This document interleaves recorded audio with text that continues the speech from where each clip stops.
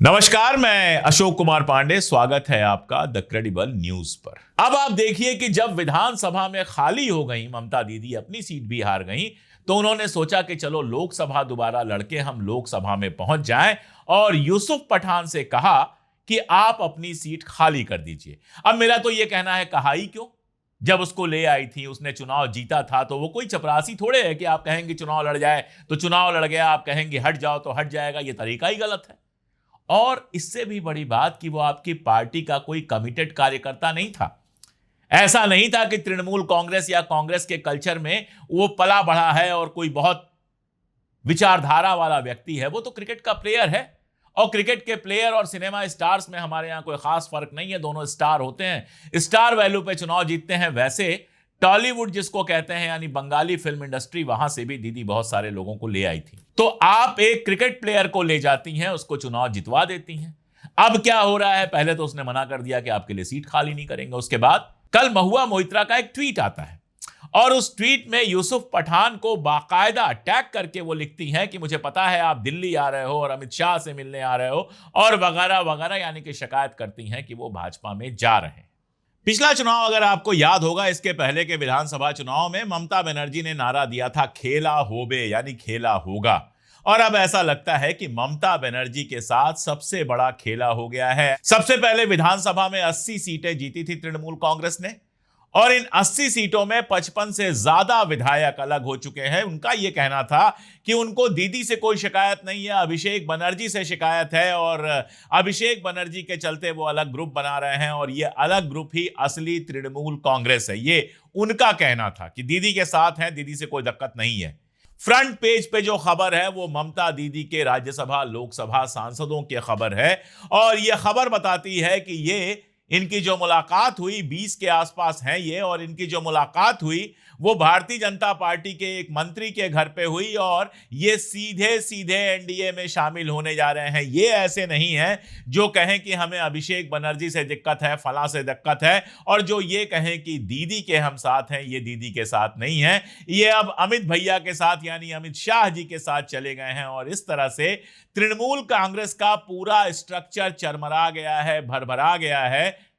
बहुत मुमकिन है कि तृणमूल कांग्रेस के दफ्तर और तृणमूल कांग्रेस का जो झंडा है, जो निशान है चुनाव का, वो भी ममता बनर्जी के पास न रहे। ममता बनर्जी ने बंगाल में क्या गुंडागर्दी की है, किस तरह से सरकार चलाई है, उसका पहला एग्जाम्पल मैं आपको देता हूं। 2021 में बंगाल में विधानसभा के चुनाव हुए, और इस विधानसभा चुनाव में कांग्रेस को एक भी सीट नहीं मिली। एक भी सीट नहीं मतलब कांग्रेस 0 पर थी। अब उसके बाद क्या हुआ कि 2 साल बाद एक उपचुनाव हुआ। 2023 में एक उपचुनाव हुआ, और इस उपचुनाव में कांग्रेस का कैंडिडेट तृणमूल कांग्रेस के कैंडिडेट को हराने में कामयाब हो गया। यानी तृणमूल कांग्रेस के पास अपार बहुमत था, पूर्ण बहुमत था, कांग्रेस के पास एक सीट आई। अब आप ये बताइए कि कांग्रेस की अगर एक सीट रह जाती तो तृणमूल कांग्रेस को क्या फर्क पड़ जाता? लेकिन दीदी ने क्या किया? दीदी को एक भी कांग्रेस का एमएलए बर्दाश्त नहीं हुआ, और उस एक कांग्रेस एमएलए को भी तोड़कर तृणमूल कांग्रेस में ले गई। इस तरह से बंगाल में राज चला रही थी दीदी। ये तो एक एग्जाम्पल हुआ 2021 का चुनाव और 2023 का उपचुनाव मैंने आपको बताया।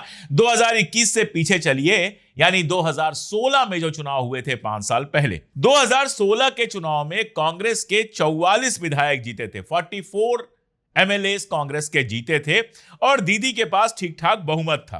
दीदी ने जो बंगाल कांग्रेस के अध्यक्ष थे मानस भुइयां, और सीएलपी लीडर जो विधानसभा के अंदर लीडर थे मोहम्मद सोहराब, इन दोनों के साथ साथ 17 विधायकों को कांग्रेस से तोड़कर तृणमूल कांग्रेस में भर्ती करा लिया। और सिर्फ कांग्रेस का मामला नहीं था, वामपंथी दलों के 32 विधायक जीते थे, उनमें से भी 8 विधायकों ने दल बदल की थी, जिसमें से कुछ विधायक गए थे टीएमसी में और कुछ विधायक गए थे भारतीय जनता पार्टी में। ये वाली राजनीति जो बीजेपी करती है, इधर से तोड़ के उधर लाना, उधर से तोड़ के इधर लाना, ये बंगाल की राजनीति में बहुत गंदी मानी जाती थी। आप जानते हैं कि वामपंथी विचारधारा की राजनीति करते हैं, आप उनसे सहमत हो ना हो, लेकिन उनकी अपनी एक विचारधारा की राजनीति होती है, कार्डर बेस राजनीति होती है। बंगाल में चूंकि लंबे समय तक उनका शासन रहा था, इसलिए बंगाल में आपको ममता दीदी के आने से पहले दल बदल नहीं दिखता, पार्टियां तोड़कर अपनी पार्टी में शामिल करना नहीं दिखता। ममता बनर्जी ने बंगाल के अंदर यह कल्चर शुरू किया था कि सीपीएम और कांग्रेस से जितने लोग टूट सके उनको तोड़ो, और यह बंगाल तक महदूद नहीं रहा। मेघालय की बात कर रहा हूं, 2021 में मेघालय के पूर्व मुख्यमंत्री थे मुकुल संगमा, और मुकुल संगमा कांग्रेस में थे। उनके साथ 12 विधायक टोटल कांग्रेस के थे, 12 के 12 विधायक तृणमूल कांग्रेस ने अपनी पार्टी में शामिल करा लिए थे मेघालय में जाकर।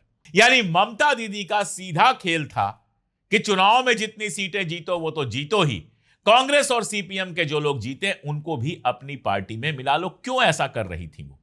एक तो ममता दीदी भाजपा को नहीं कमजोर करना चाहती थी, ममता दीदी कांग्रेस और सीपीएम को कमजोर करना चाहती थी। क्यों करना चाहती थी ये समझिए।